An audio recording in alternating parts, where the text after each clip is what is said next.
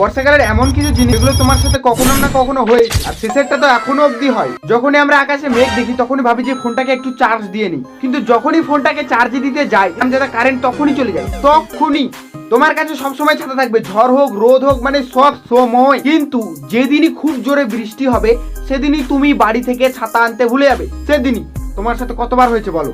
Number 3, মনে আছে ছোটবেলা আমরা ইচ্ছে করে স্কুল থেকে ভিজতে ভিজতে বাড়ি আসতাম যাতে কালকে স্কুল না যেতে হয়। কিন্তু যাদের দুটো করে ড্রেস ছিল তাদের রেহাই হতো না, তাদেরকে বুকে পাথর রেখে তারপরের দিনই স্কুল যেতে হতো। বৃষ্টির দিনে তুমি যদি কোথাও ছাতা রেখেছো গাড়িতে কিংবা স্কুলে টিউশনে, তাহলে সেই ছাতা আর তুমি জীবনে পাবে না, তোমার 14 গোষ্ঠীও পাবে না সেই ছাতা।